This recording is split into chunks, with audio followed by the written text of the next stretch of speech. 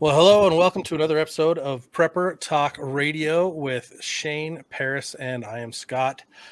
It's going to be a fun show today because we're going to talk about some of the things you've probably looked at online. You've gone to Amazon, you've gone to all the different places, and you're like, oh, that looks cool. Oh, this is kind of gimmicky, but should I get it? Or maybe it's a stupid monthly box. Wait, spoiler alert.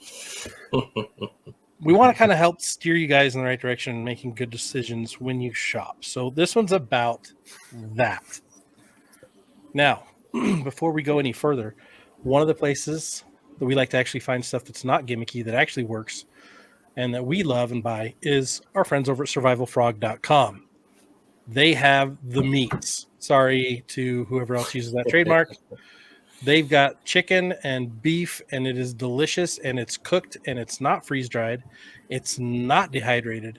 It's ready to eat, and it stores up to 30 years. So check it out. Use the code PrepperTalk to save, I believe it's 10% at checkout. And they just have a lot of cool stuff. They even have, I don't know if you guys noticed this, but they have some of your favorite power supplies, Shane. Power?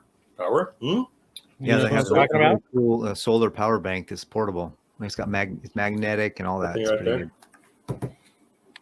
Cool. Yeah, I've got a little bit on my list today, so we'll talk about that a little bit as well today. So yeah, go save some money. But in the meantime, let's talk shop.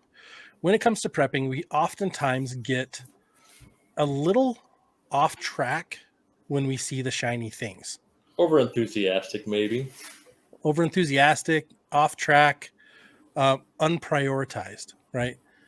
I see these. You've probably seen it yourself. You get in the chat groups and you get in the Facebook groups and everywhere, and people are like, "Hey, I've got 30 extra bucks. Should I go buy this toy?" And my first thought is, do you have everything else done first? Mm-hmm, totally. And they're like, well, no, I don't have any food storage yet. And I'm like, what are you talking about? Yeah. Well, that's what this one's about. And one I of the want things to lead I see off. Oh, go ahead. I was just going to say one of the things I see all the time is these 35-in-1 shovel, pole, walker. It's like, I mean, don't get me wrong. I have the pangs too. I see that and I'm like, oh, nope. And I realize that, I've got plenty of gear and I got other things that are prioritized. And here's one thing that I do, and this is something I teach people in my financial practice as well, when it comes to having discipline with your spending plan. If you see something that you really want and you like, and you're like, oh, I got to have it, put it on a list, like a wish list, and wait. Give yourself a couple of minutes to kind of let that emotion die down. And if after a couple of weeks it's still on your list, or you see it on your list and you're like, oh yeah, I still want to get that, then it's probably not an impulse buy. It's probably more of a wise buy. So be careful. That's one tip that I would give is if you see something, you're like, oh my gosh, got to have it. Put it on a list, give it a week or two, if not longer, and see if you still want it. Exactly. Spend some time learning about it, reading reviews, watching videos. Guaranteed there's some reviews out there on something, especially, and that's one of the things that topped my list there that I thought about first, like that you mentioned, Paris, is the survival shovel. There's a lot of different versions. Scott and I have tested out a few. There's some that are they're okay, and there's some that are just ridiculous. Like like you say, 35-in-1. They have so many features in the handle. They have a saw. They're a hatchet. They're a shovel as well. I'm like, that can't possibly work well. Every single feature work well, right? And that's typically the case, is when it does more than one or two things, it doesn't do anything well, right? And maybe it's a good shovel, but it may not do anything else well, right? So when it comes to shovels, I've had this one for 20, 30 years. This is a fantastic shovel, and it's just a shovel. That's all it is. You can see it's an old Gerber shovel, kind of a military style, and you can set it in a like a pick, and it's pretty dirty, but man, it still works. And this is a good shovel. So when you're getting tempted with a survival shovel, just go get an actual shovel. I was probably too far away from the mic there, right? An actual shovel. This is a great shovel. I've used this a ton of times for vehicle rescue and digging out caves and so forth. It's an actual tool. But yeah, those gimmicky 35-in-1 or 3 or 5 or 10-in-1 shovels, I say avoid them all unless you do your research, and maybe there's a good one out there that I just haven't seen. I've actually found the most success going down to the Army Navy surplus stores and finding the old World War II relics. The shovel. Those shovels have been. I had one for years, and when I moved away from home, I forgot to take it with me, and it disappeared. My guess is my brother took it, and if he did, He probably fair lost. enough, right? Fair enough. But that is, if I'm going to have a small shovel, that's the one I want. I've had gimmicky ones. I've tested out a lot of different products, and man, I've bought a lot of stupid things. I've wasted a lot of money, and with the economy the way it is, now is the time to make sure your dollar's going towards something that's durable, that's going to last, so that you can last. You don't have to buy it again. But yeah, I definitely agree with you guys. Shovels and the crazy multi tools. Like I had the hasp, it's gone. It was not useful. It was uncomfortable on my hands. Yeah, I was going to mention that one. That one was. It was a fun toy to play with, but it was a horrible tool to work with.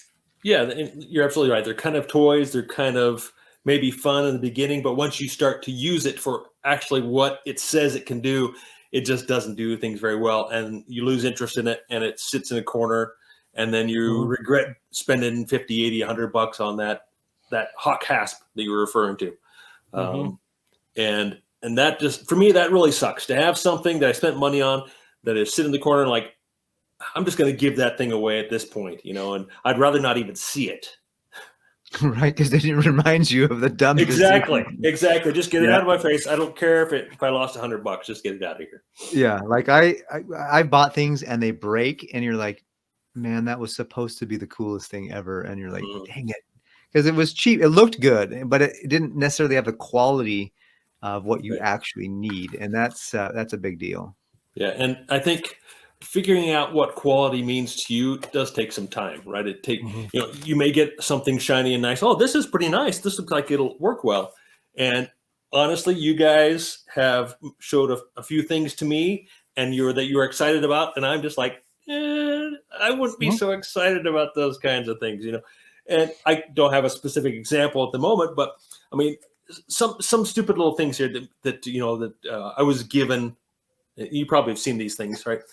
That I see advertised, click here, get this for free, just pay for shipping for $5 or something, not even worth $5, don't do these kind of things.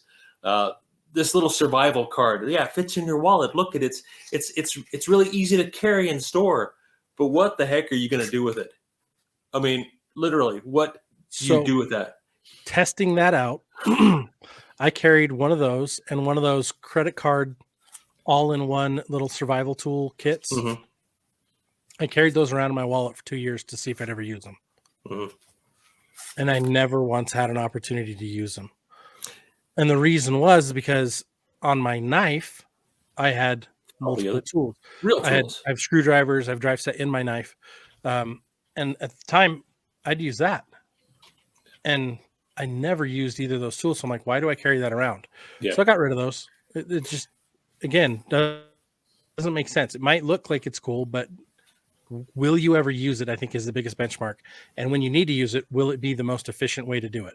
Because I don't want to try to turn that around small bolts. And I guess I had to describe this for our listeners, because most of you are not watching us on YouTube. You were listening to us.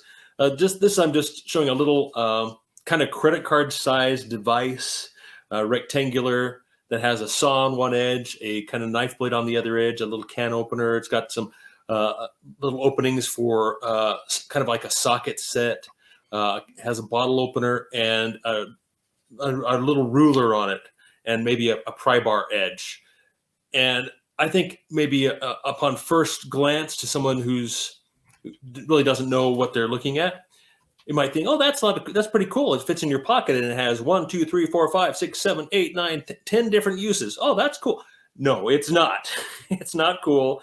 Get yourself a real tool like a Swiss tool or like a Leatherman or something like that is actually built with those things in purpose, those uses designed for that. If I can speak here. So there's a card. I've seen one of those cards though, Shane, that has like fishing hooks in it. That might be decent, but those fishing hooks, they don't work. They can. And the thing is, it's not something you want to just rely on. I'd rather have regular fishing hooks because they're tougher, Totally. Yeah. right? So I actually helped Easy enough. design one of those It would be a cards. redundant thing, if anything. Yeah. I helped design one of those cards. And one of the funniest things is once you use a little piece of it, the rest of it starts flaying open. And it's hard to keep flat and it's hard to keep secure.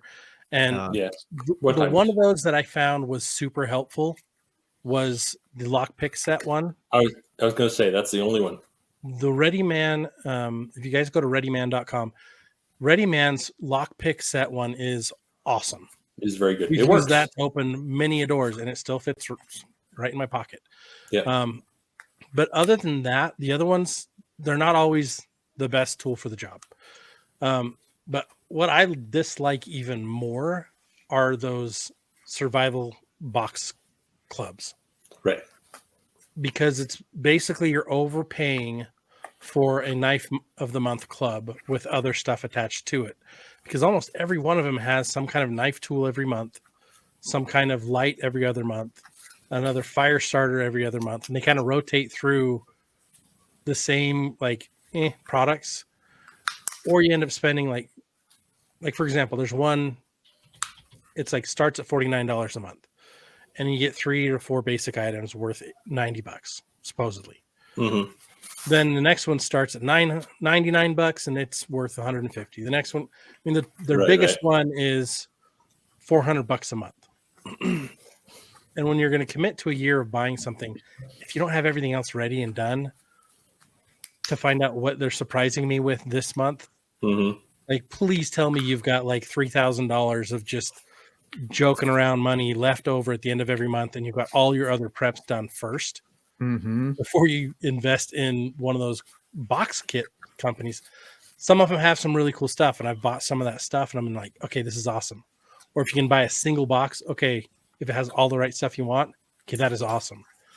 But when it starts getting duplicates of stuff that you don't need or use, that's when it gets crazy. And so it's like, just be thoughtful about, okay, is this something I'm doing for fun? Or is this actual prep? Yeah. One of them was bushcraft, and I'll be honest, that was 100% for fun, but also training. And as soon as I stopped doing that training. I was like, oh, dang, I should have kept that going. It forced me to actually go practice working on snares and other means to catch food. But yeah, you got to be thoughtful about what you're committing your time and your money to. Yeah, it seems like, I mean, I know these boxes have themes to them, right? And they have different levels of subscriptions, like you say. But I've seen plenty of the reviews, a lot of these boxes that that are promoted by YouTubers and such, and they say, look at this cool box, look at all this cool stuff. Well, like, okay, I agree, everything in that box is pretty cool, but I already have another version of this, I already have another version of that, and do I need all that stuff? Probably not. If you're getting started, maybe it might make some sense. To me, it still makes more sense to go out and hunt down those individual items that you need, that are going to work specifically for what you need it to do, instead of get something that you'll say, oh, this is cool, but I will probably never use this. Or this is cool, I might use this once in a while. And so I think for me, that's the big problem with these subscription boxes, is that you get some cool stuff and it's probably a good value compared to the retail price, is what they're comparing it to. But for the most part, I think personally, I would not end up using the vast majority, and then it would just sit in the corner, and I'd just give it away because I don't even want to see it anymore because I wasted money on it. But maybe that's a good thing too. You end up giving those things away to family and friends. Hey, I got this extra, and it might be a good way to help them prep, to get people started prepping. So, I guess consider that. But in general, yeah, these subscription boxes, I think they're a big waste of money. And there's so many different companies that are doing it, not just in prepping, but it's all over now. My wife started getting like a T-shirt of the month or something, and there was a bunch of stickers and keychains and other stuff thrown in there. But I was like, if you just bought the T-shirt, which is actually the reason why you want this, it would be like half the price. You know that, right? She's like, oh yeah. So it was just like, just a way to sell stuff. Yeah, and it's cool. I mean, it's fun stuff. Don't get me wrong. It's cool stuff. And she was able to give it out, like you said, to the family. But Definitely some of these boxes. I'm just kind of and for some people out there, they may need that kind of hand holding. Like, look, we're going to just send you what you need. Just believe us. However, Right. that's not as self-reliant as I like to be. I like to be a little more self-reliant, and even the kit lists, that you download a list. This is what should be in your kit. Yeah, really, I'm going to download like 4 lists or 5 lists and really see, and then I'm going to do some research, and then I'm going to add my own, and then I'm going to create my own list. At some point, I'm not even like, I have 5 lists. Like I have a suburban list. I have a wilderness survival list. Like I have all these lists. I'm like, okay, I'm going to pick the things that kind of speak to me to put in my grab and go bag, so that's I'm more that self-reliant guy rather than buy the prepackaged off the shelf, deal. I'd rather spend a couple more bucks and know what's in there and know that I got at least as good a quality as I could research, rather than what somebody threw in there just to kind of like save a couple bucks and make it a deal, Yeah. And I think that's a great point, Paris, is that if you're not learning for yourself what will work for you and relying on somebody else, just send it to me, what you think I need. That doesn't make a lot of sense to me. You need to spend that time researching for yourself.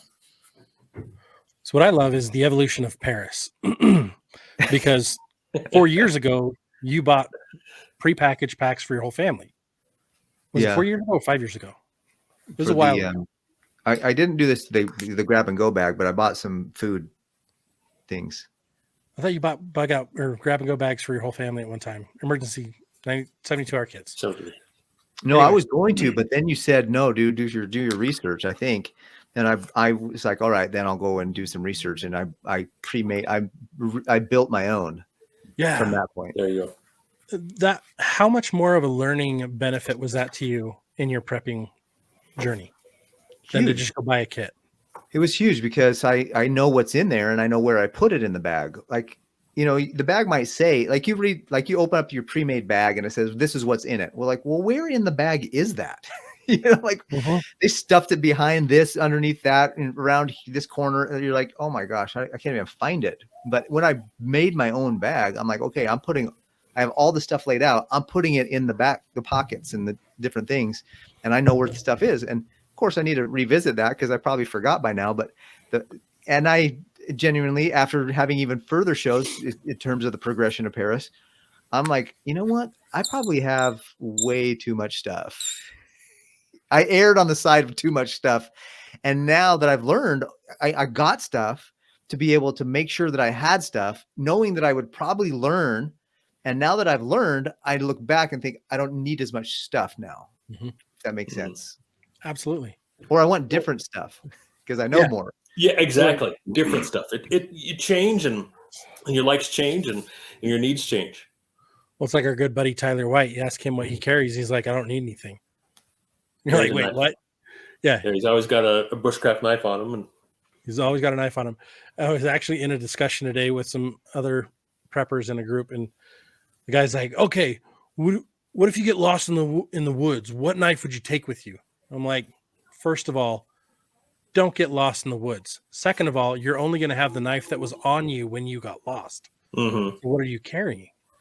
And I think people forget to look at the daily practicality of what am I carrying now? What am I using? A lot of gimmicky things. Like, this is one of my favorites. Those shake weight style flashlights where you shake it to power it and you're like, oh, okay, we're going to get there. And you're just pumping your fist and your arm, your arm is exhausted and you don't know how to keep the light on. Right. Or there's the hand crank ones. And some of those are really efficient, but some of those are just garbage. Yeah. And it's like, I got a hand crank one that's a radio and a mirror and a million different things, but none of those work well. And that's the thing is sometimes you will fall prey when you're buying something that's just a horrible design.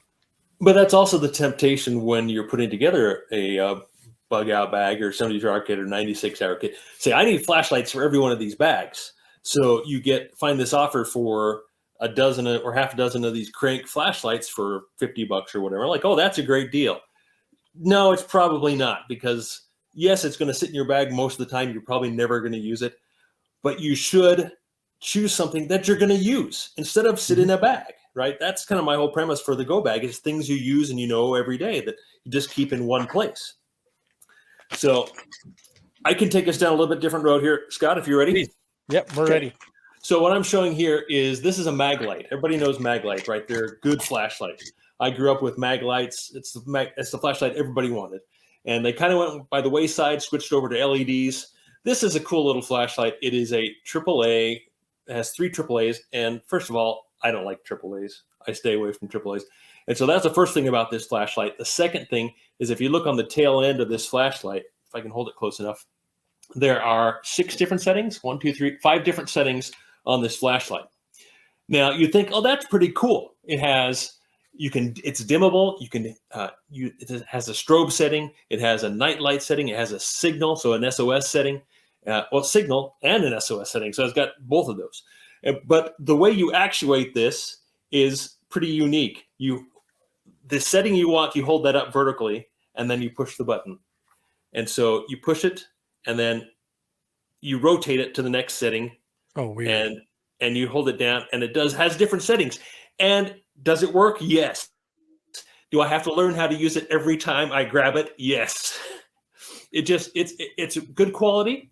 It has the functions work, but it's just a little too complicated, and it's just kind of strange. And it's who will ever use an SOS or strobe? Yes, but you want the strobe as a defensive light, not something. Oh, wait, just a second. Let me get to my strobe settings. Let me spin it the right way. Hold on a second. Don't attack me. Get my strobes. Yeah, exactly. And it's just not that functional. So I say avoid these types of flashlights in particular, or any device that kind of works like this, because it's just not. It's too complex. It's not simple enough. It's not easy enough to use, and in the end, it's probably not going to be as reliable as a good old tactical tail switch tactical flashlight, right? So there's that for you.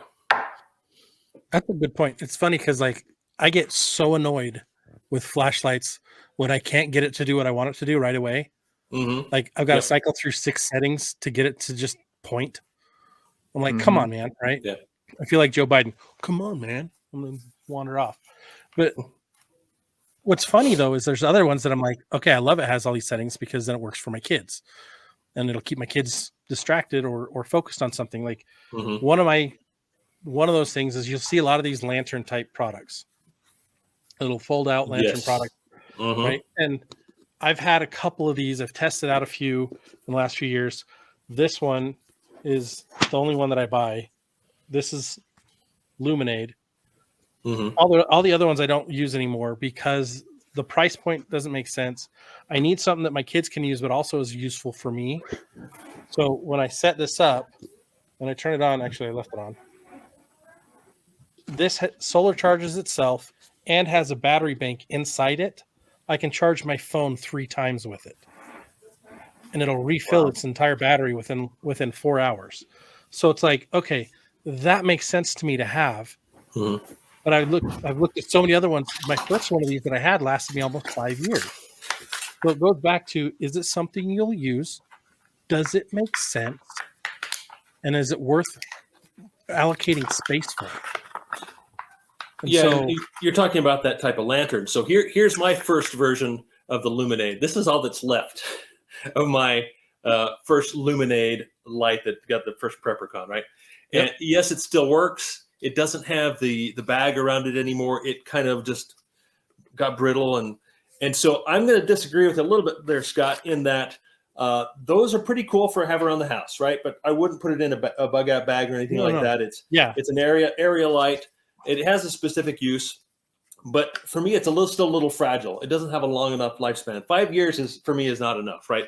And so, I mean, yes, this still works and it still charges, but it doesn't fulfill its purpose anymore. And so I personally avoid those types of products. And that's the point, is like, this isn't really something I put in my go bag, but I leave one in the car. So the kids have a light and they're not using the dome light and running the car battery down, right? It's you got a strategy for it. Yeah. Does it make sense for camping? Absolutely, right? Does it make sense for other uses, absolutely. But around the house, yeah. when it comes to a survival situation, I'm a headlamp guy. I hate flashlights. I think flashlights take one of my hands away from what I could be doing or need to be doing, and so I'm all headbands all the time. But my kids won't wear them, right? And each of you listening, you're going to know what your family needs, and based on their behaviors, focus on what you need to do for them based on those behaviors. If they won't eat the food you're storing, then you're storing the wrong food. Yeah. Speaking of food, another thing that I think is really important to remember is that it's okay maybe to get a couple of months worth of the prepackaged like meals. But you got to remember that a lot of those meals have ingredients in them that you're really, the shelf life of your prepackaged meal is only as good as the ingredients in that meal. So it might say you might have noodles in that, and that the noodles last 25 years, but the oils to cook the noodles or the seasoning, it doesn't last 5. Well, you're only going to have it for 5 then, because it doesn't, it doesn't go the whole length of every ingredient in there. It's like the shelf life of the lowest shelf life of whatever the lowest ingredient is, that's the shelf life of the whole package. Usually. Yeah. So I would say that if you're going to buy these deals that say, hey, get this package, it's got 5 dinners in there, the whole thing, like the side dishes and everything are all in it, or get the whole casserole is in one freeze dried bag, that's okay to get a few of those, but don't expect that to be your end all be all, because you're going to open that up potentially in 5 or 10 years and you're going to be like, what, how come this didn't last? Well, it's because some of the ingredients in there weren't really built to last. Yep. Well, it's like the difference between your own cooked and freeze-dried foods and whole wheat, right? How long can you store a good whole wheat for? Before it's ground down, right? Before it's turned into flour. I think they still have the same. I think they still have the wheat from Joseph when he was in Egypt. Mm-hmm. Yeah, they've still pulled some out. It was, I think, 3 years ago, if I remember the last one I heard about. They pulled it out and it grew. So it's funny because God's created some really cool things you can prep with, right? And I think the best thing you can prep with is your mind. Like, learn what around you grows and can be eaten. Learn how to do things the old way, the old methods, because those are timeless. Those are the tools that last forever, the tools of knowledge and wisdom, right? I love learning from both of you guys because you both have very different approaches to your basic preps and how your family preps and what you do, right? And I need that different perspective to check myself and think, oh, yeah, that's good. Is this a good thing or is that a bad thing? And I've made mistakes, but I feel like I learn more because of the three of us and because of our Facebook group about the right things. Like, I was going to buy a whole bunch of freeze-dried chocolate milk. I was like, my kid loves it. And I was like, I'm gonna get some more. And I've got all this powder stuff stored, but then I realized that it only has a 2-year shelf life. And I was like, oh, wait. Well, do you guys know why you can get freeze-dried milk that'll last 20 years versus freeze-dried? It's not real milk. Chocolate milk. It's a milk substitute. Well, one of them has had all the fat pulled out of it. The milk has had all the fat pulled out of it.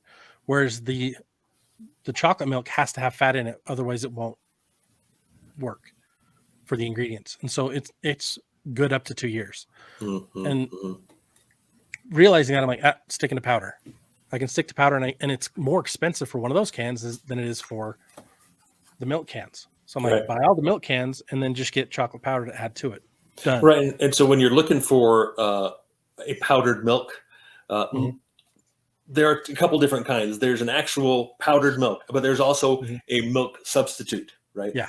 A dairy substitute, which has no dairy in it whatsoever. It's not milk. It's just a milk substitute. So, and that's usually less expensive than actual dried milk, which is obviously going to be better for you, more nutritious and stuff. So that's one of the mistakes I made up front. It's like, oh, this has a picture of a glass of milk on the front, and it says milk, but it says milk substitute, or whatever the terminology is.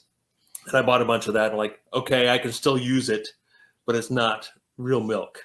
Yeah, use it in your ingredients rather than as something to drink. Or mix some cocoa and sugar with it and make some chocolate milk or something, right? But It looks But, like yeah, it's real not real milk when milk. you mix it, but your mouth knows immediately. You're like, oh, Yeah, it's not real milk. a mistake has been made. Yeah. So here's another thing I wanted to point out is if you constantly see an ad that is popping up on your on Facebook, on YouTube, on the videos, everything you're watching, like the darn Vanish holster. How many times have you seen that commercial, right? Mm-hmm. You guys know what I'm talking about? The I Vanish do. holster? Yeah, I Have do. you not seen that a million times? It's kind of faded away, I think, maybe for me in the last week or so. But I'm constantly seeing this Vanish holster. And what it is, it's a belly band that has a sleeve for your any firearm. It'll hold most any firearms and magazine, and you don't need a belt. It goes right against your skin. And I see some reputable YouTubers kind of pushing it, and okay, yeah, it's probably comfortable. And of course, they say it's the most comfortable ever, which is probably true. But there's a lot of disadvantages to using a soft holster. And personally, I will avoid it. It may make sense if I'm going to the beach and I'm going to wear swimming shorts, right? And I really would like to carry a firearm. That may make some sense in that case. But for me, and so what I'm pointing out is that when you see videos that are constantly in front of your face trying to get you to buy something, I would be very wary and not just say, oh, hey, that looks cool. I'm seeing it a million times. I'm just going to go ahead and buy it. I would say think twice, do some research on holsters, and just soft holsters in general. I mean, you see these a bunch. You see like the Uncle Mike's. This is a soft pocket holster. It's just really flexible. It just doesn't protect the gun, or it just doesn't do what a holster should do. So I'd be very wary of those types of soft holsters. Yes, it's kind of nice. It's snug. It looks nice, but it just doesn't protect the gun properly, like a nice Kydex holster would. So you're saying you're not going to get one of these stretchy belly band holsters so you can go play pickup basketball with your gun strapped? No, I will carry this inside my waistband with a nice Kydex holster. Wear a leather belt with your gym shorts? Belly band. Yeah, not going to do it. I think it's good for like ladies who are going to have a dress or something that's not going to be as robust as maybe a pair of jeans with a belt that's going to be able to hold up a belt like that. So the thing is that if you're going to buy something like that, know what it's for, know what its uses are. And if it's limited in its uses, make sure that you have something else to fill in the gaps. Like, I personally saw these ads about, hey, 72-hour, 3-month supply of food. Okay, I bought some of those, but I also have other things in my food storage for long term. I have wheat, I have flour, I have noodles, I have, I have other things too. I have beans, I have spices, I have a whole bunch of stuff. So I actually have a Vanish holster for if I'm ever wearing sweats or if I'm wearing a basketball shorts and I want to go out and just relax with a gun. I don't use it very much, but I have it for those times when I need it. I prefer my Kydex too. I just was, in fact, my friend, my daughter's fiance's mom, I don't know if you followed that, but she was like, I got my concealed carry, but I don't want to carry it in my purse, but I always wear dresses to work. And so I didn't really get skirts. And I'm like, well, this Vanish holster thing might be a good alternative for you to at least have it on your person rather than in a purse, So it was really, I feel like there's just know what it's for. And then make sure you have a couple of things to, for anyways, I think. Well, you know how many different holsters I have. I have you got dozens like upon dozens of holsters. Yes, I have lots of holsters, but I'm still not going to buy a Vanish holster. Sorry, for me, it just isn't going to work. Not good enough for me. Well, you're a jeans guy, so you're always going to have pants on that are. I wear shorts all the time, though. But I do always have a belt. But like their commercial says, if you think you always have to have jeans and a belt to carry a gun, you're wrong. Well, I don't think that. I carry a gun regardless, just not as big a one, right? A small. I don't know if you've seen those too, but along those same lines is the shirts, like where they have the pocket underneath the arms for the gun. You know what I mean? Seems awfully sweaty to me. Those are hard to get to, hard to reholster, right? How do you reholster that thing? Anything that takes two hands to reholster, I don't think is a good idea, right? You got to open it up. It's flexible. You got to figure out how to get it back in there and mess around with it. Whereas a Kydex holster, boom, in, out. It's very simple, easy to do with one hand. So there's my arguments there. Anyway, All right, listeners, I want to know in the comments, are you Team Paris or are you Team Shane on this Go topic? Shane. Go Shane. I want you to light it up. Vanish Let us or no know. vanish? We're going to share the results. We want you guys to light up the comments below. In on some of the podcast platforms, you can do that, but definitely hop over to YouTube and light this thing up because we want to hear. I want to hear because this is actually fascinating to me. I've never heard of this holster till today. I've got more controversial stuff to talk about right now too, so we can. Just Okay, keep that's going. round one. Round two, go. All Ding right, ding. all right, cool. All right, out the front knives, OTF knives. Have you've heard of these things, guys? I hate those. They are a novelty, right? They're fun. I mean, this is just a cheap version because I didn't want to spend $200-300 on a nice, quality knife. But in a real world situation, yeah, it's nice to open boxes, And in a defensive situation, yes, it might be a good fighting knife. That's not my thing. I just don't consider them to be serious working tools when it comes to, say, bushcraft or survival in general. Yes, it's a good defensive tool. It probably is. But in general, for as much as you spend on these things, they can be extremely expensive. And the cheap ones aren't worth, like this is not, I don't even carry this thing because it's not worth carrying. So that's one quick thing is those OTF knives, be wary. Let me say that. I'll agree for sure. I actually saw a knife last night that when I find it again, I will share it with the whole group. But it was a buckle knife. The whole buckle. It was a folding knife. No, actually, this was not a novelty. Yeah. This is a $680 knife.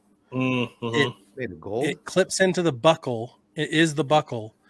It pops out and it looks very much like a Kershaw or any. Yeah, I think I've seen it before. But what's interesting is the way it clips in and hooks in, it is hard to get off unless you're wearing it, where your hand is in the right position to be able to pop it out. I was like, holy crap, I want to test that. I'm like, I want one, maybe. But more than anything, I was like, that looks really practical because then it's a place you can put your knife in the front. Nobody suspects it's not going to snag on things as you walk by, right?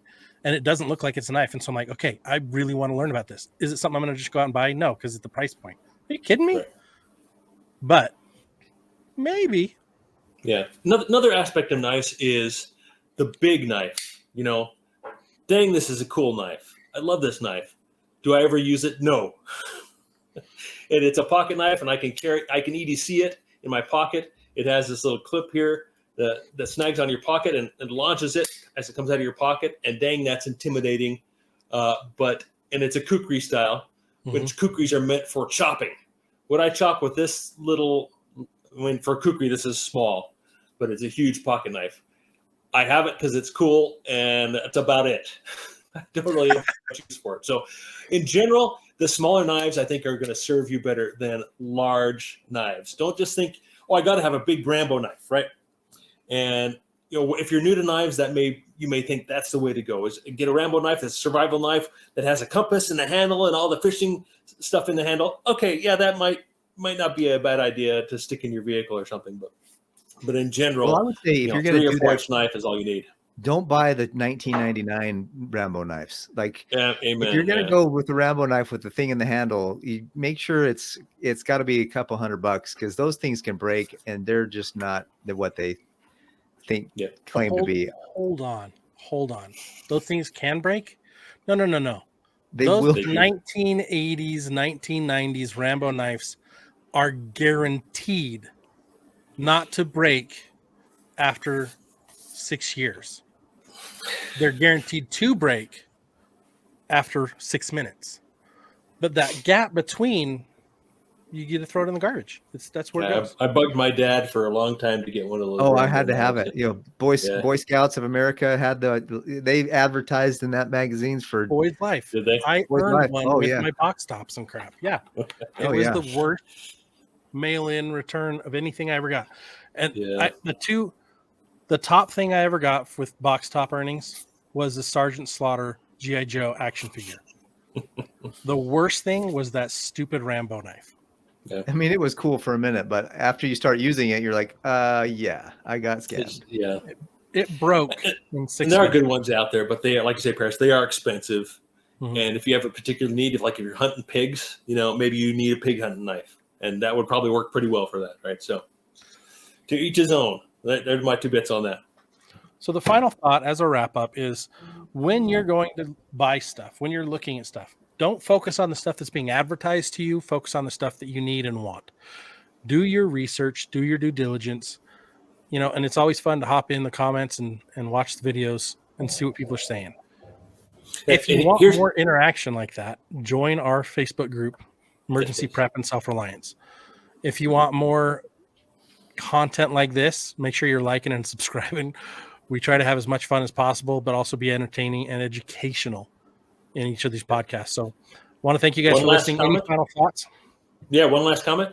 I do have a Glock here for a reason.